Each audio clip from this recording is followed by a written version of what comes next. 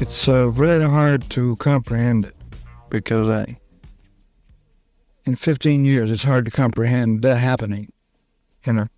It arrived on a Tuesday morning, the kind of ordinary day when nothing significant is supposed to happen. People were pouring coffee, scrolling through notifications, half watching the news while getting ready for work. And then Graceland's official account posted a statement that made millions of people stop mid-motion, coffee cups frozen halfway to their lips, thumbs hovering over screens as their brains tried to process what they had just read. The announcement itself was written in that careful corporate language that estates and institutions use when they want to say something without really saying it. After extensive structural evaluation of the meditation garden, the decision has been made to relocate the memorial site in preparation for the complete historical preservation and future transparency of the Presley legacy. On the surface, it sounded routine, almost boring, the kind of statement that should have warranted a brief nod and a scroll past. But something about those words burrowed under people's skin and refused to let go. Within minutes, the comment section transformed into something between a prayer vigil and a crime scene investigation. Fans who had spent decades making pilgrimages to that garden, who had wept at those graves, who had pressed their palms against the cool stone and whispered words meant only for Elvis, because two phrases kept jumping out from that carefully constructed statement, and nobody could agree on what they actually meant. Complete historical preservation, future transparency. To some, these were simply modern buzzwords, the kind of language that PR teams sprinkle into announcements to make maintenance work sound important. To others, they read like a confession waiting to happen. The questions started slowly. At first, tentative and almost apologetic, as if people felt guilty for even thinking them. But by midday, those whispers had become a roar. What exactly needs to be preserved that hasn't been preserved for 50 years? What transparency could possibly be coming that we don't already have? And underneath all of it, the question that felt almost sacrilegious to voice aloud, the one that made longtime fans feel like traitors for even letting it cross their minds. Are they me's team? Are they moving the tomb because there's something wrong with what's inside it, or worse, because there's nothing inside it at all? News outlets picked up the story within hours, but their coverage only deepened the confusion. Some reported it as a simple renovation announcement, barely worth a mention between weather updates and traffic reports. Others treated it like the opening chapter of something much larger, interviewing body language experts and estate attorneys and anyone who might offer a theory about what Graceland was really trying to say. The split in coverage reflected the split in the fan base itself, a divide between those who wanted to protect Elvis's memory from what they saw as disrespectful speculation, and those who felt they had been lied to for decades and finally smelled the truth leaking through the cracks. What made this moment different from the countless Elvis is alive theories that have circulated since 1977 was the source. This wasn't a blurry photograph from a gas station in Michigan. This wasn't a secondhand story from someone who swore their cousin's neighbor saw him at a Burger King in 1984. This was Graceland itself, the very institution that had spent nearly 50 years maintaining the official narrative, suddenly using language that seemed to acknowledge there might be more to the story. The estate had always been meticulous about controlling Elvis's legacy, about deciding what the public knew and when they knew it. So when they mentioned future transparency, people who had studied their communications for years felt a chill run down their spines. Graceland doesn't tease revelations. Graceland doesn't hint at secrets. Something had changed. For millions of fans around the world, this wasn't about celebrity gossip or conspiracy entertainment. Elvis Presley exists in their lives as something far more personal than a famous singer who died before many of them were born. He's the song that was playing when their parents fell in love. He's the voice their grandmother hummed while cooking Sunday dinner. He's the poster on a teenage bedroom wall from a time when the world felt simpler and music felt like magic. The idea that his final resting place, the sacred ground where they had grieved and remembered and said goodbye, might be hiding something, didn't excite these people. It terrified them. Because if the tomb isn't what we thought it was, then how much of the story we've been told is real? To understand why these questions land with such force, you have to return to August 1977 and look at those days through fresh eyes. The official story is familiar to anyone who has ever loved Elvis. Found unresponsive at Graceland, rushed to Baptist Memorial Hospital, pronounced dead at 3:30 in the afternoon. A tragedy, sudden and complete, that shattered millions of hearts simultaneously. But what most people don't examine closely is how strange the hours and days that followed actually were. The funeral arrangements came together with unusual speed, as though someone had been prepared for this moment. The family initially wanted an open casket, yet the final viewing told a different story. The autopsy results were sealed with a determination that seemed excessive for a celebrity death. Locked away for 50 years as though they contained information too dangerous for public consumption. Those who were present at Graceland during that chaotic period have given interviews over the years, and their accounts create a troubling mosaic when placed side by side. Certain details align too perfectly, phrases appearing in multiple testimonies as though rehearsed rather than remembered. Other details contradict each other in ways that suggest not confusion, but careful omission. Grief distorts memory. Everyone knows this, but some researchers have noted patterns that feel less like trauma and more like coordination. The texture of those recollections seems managed somehow, smoothed over, stripped of the raw chaos that should accompany sudden death. Perhaps the most important context for understanding why anyone would keep such a secret lies in who Elvis Presley had become by 1977.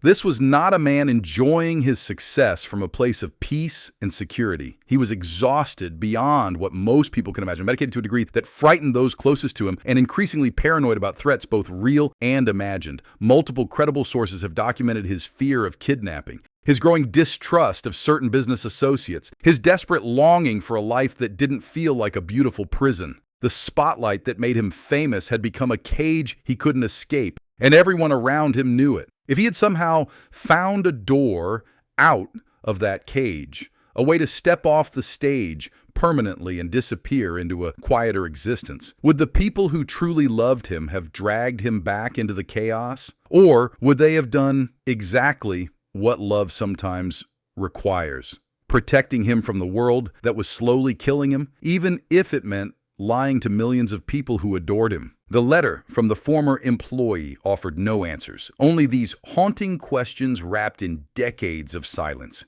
But its appearance, coming so close to the tomb relocation announcement, felt like more than coincidence to those paying attention. Because 3 days after the story began spreading, something unusual happened at Graceland itself. The estate's social media accounts went completely dark without explanation. And when they returned online, 48 hours later, the original announcement had been quietly edited. The phrase that had sparked so much speculation, future transparency, had been removed entirely. In the age of screenshots, nothing truly disappears from the internet. The original announcement, with its provocative phrase about future transparency, had been captured, shared, and analyzed by millions before anyone at Graceland thought to change it. And now the estate had done something they almost never do, something that revealed more than any press release ever could. They had shown the world they were nervous about what those words implied. The edit itself was subtle, almost surgical in its precision. The same basic information remained, the same institutional tone, the same carefully constructed language about preservation and structural concerns. But those two words that had ignited imaginations across the globe were simply gone, replaced with vaguer language about honoring the legacy. For an estate that had spent decades managing every detail of Elvis's public image with extraordinary discipline, this quiet revision felt like watching someone hastily hide evidence they hadn't realized was visible. What emerged in the following weeks wasn't organized by tabloid journalists or professional conspiracy theorists. It began with longtime Elvis fans, many of them elderly, many of them sharp-minded researchers and retired professionals who had spent their lives developing skills in analysis and investigation. They had visited Graceland countless times, studied every documentary, read every biography, and knew the official story better than most historians. And now they started comparing notes, cross-referencing details, reaching out to others who had worked at or around the estate over the decades. The patterns they discovered shouldn't have been there. One thread of investigation led somewhere deeply uncomfortable, into the financial arrangements surrounding Elvis's death. The estate's near bankruptcy in the years immediately following 1977 is well documented, a matter of public record that biographers have explored extensively. But what received less attention were certain financial instruments structured in the months before he died, insurance policies with unusual beneficiary arrangements, property transfers that seemed to anticipate a specific future, business restructuring that only made sense if someone expected Elvis Presley to stop being Elvis Presley. None of these details proved anything individually. Taken together, they suggested that somebody had been planning for a version of August 1977 that didn't end the way the history books claim it did. The fan investigators also began compiling testimony from witnesses who had been present at Graceland during that terrible week, comparing interviews given across decades to different journalists and documentarians. What they found was troubling in its subtlety. Stories that should have remained consistent shifted in small but significant ways over time. Details that one person remembered vividly were contradicted by another who had been standing in the same room. Phrases appeared in multiple accounts almost word for word, as though certain responses had been agreed upon long before the questions were ever asked. Memory is unreliable, especially traumatic memory, but these patterns suggested something beyond the normal fog of grief. They felt coordinated, rehearsed, carefully maintained across years and even decades. When the tomb relocation was announced, engineering experts began asking practical questions that Graceland seemed reluctant to address. What specific structural issues would require moving a memorial that had stood undisturbed for nearly 50 years? Why had this urgency emerged now rather than during previous renovation projects? And if the relocation was truly about preservation, why the unusual secrecy surrounding the actual process? Construction projects require privacy for many legitimate reasons, but the level of security that descended on the meditation garden felt excessive for routine maintenance work. The emotional weight of these investigations fell heaviest on those conducting them. Believing that Elvis might have lived beyond 1977, that his death might have been orchestrated or faked, is not a comfortable belief to hold. It means accepting that you mourned someone who wasn't gone, that you wept at a grave that held a different truth than you imagined. It means looking at the people who managed his legacy for 50 years and wondering if they watched you cry while knowing something you didn't. Then came the video that changed everything. Posted anonymously and deleted within hours, it showed what appeared to be excavation work happening behind privacy screens at Graceland. The footage was shaky, clearly captured from a distance.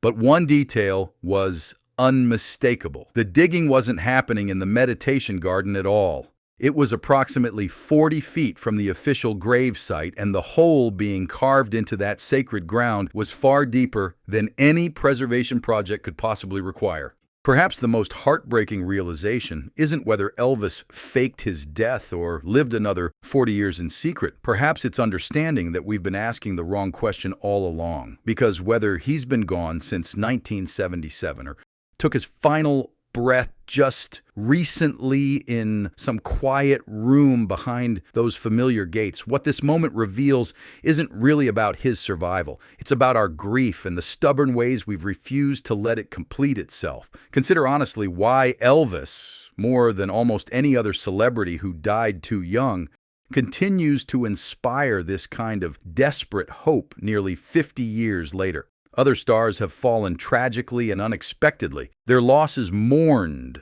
and eventually accepted by those who loved them. Yet few generate the same persistent conviction that they might still be out there, living quietly beyond the reach of cameras and demands. Something about Elvis, specifically, his vulnerability beneath the bravado, his obvious suffering during those final years, his sense of being trapped by the very success that defined him, makes us unable to accept his ending. We don't just miss his voice. We feel like we failed him somehow, and believing he's alive offers us another chance to get it right. Whatever the truth may be, consider what the Presley family has carried through all of this. If Elvis died exactly when and how the official story claims, then they have spent 5 decades defending his memory against people who refuse to accept reality, who show up at their gates with theories and accusations, who treat their private grief as public entertainment. And if somehow something else happened, if there is a truth larger than history books' record, then they have spent those same years keeping a promise to someone they loved, protecting him from the world that nearly destroyed him, lying to devoted fans because he asked them to. Either way, their burden is heavier than most of us can imagine. Either way, they deserve more compassion than the internet typically offers. The announcement about relocating the tomb may mean exactly what it claims: structural concerns, preservation needs, the practical realities of maintaining a site that millions of people have visited over decades. Perhaps future transparency simply meant better museum displays and enhanced digital archives, nothing more mysterious than a marketing phrase designed to generate interest in upcoming renovations. But perhaps, after nearly half a century, someone has decided that the weight of keeping a secret has become heavier than the consequences of releasing it. Perhaps an aging family member wants truth told before their own time runs out. Perhaps legal complications have made continued silence impossible. Or perhaps, and this is the possibility that brings the most tears, there's nothing to reveal at all. We might be watching a grieving family try to honor their father and grandfather in peace, while the world constructs elaborate fantasies around their pain. What remains certain is that the tears are real, regardless of which version of events proves true. They're tears for a man who couldn't find peace in the life we gave him, who stood on stages around the world receiving adoration while feeling more alone than most people ever experience. They're tears for the music we'll never hear him create, the interviews he'll never give, the wisdom he might have shared had he reached old age in the public eye. They're tears for our own losses, too, projected onto his story, because grief needs somewhere to land, and Elvis has always been big enough to hold whatever we bring to him. His music will outlive everyone watching this. His influence shaped every performer who followed, every hip movement on every stage, every moment when a singer decided to pour their entire soul into a single note. His image remains more recognizable than most world leaders, more beloved than most historical figures, more alive in cultural memory than people who are still actually breathing. In the ways that truly matter, Elvis Presley achieved a kind of immortality that makes questions about his physical survival almost beside the point. The tomb can be moved, the announcements can be edited, the theories can multiply endlessly. None of it changes what he built, what he gave, what he left behind in the hearts of people who never stopped loving him. You're still here. You watched this far. You cared enough to want to know. And that caring is the real legacy, the only afterlife that truly matters. If this story moved you, share your own Elvis memory in the comments below. Tell us the song that changed everything, the moment you became a fan, or what you believe really happened. Subscribe if you haven't already, because stories like this deserve to be told and heard together.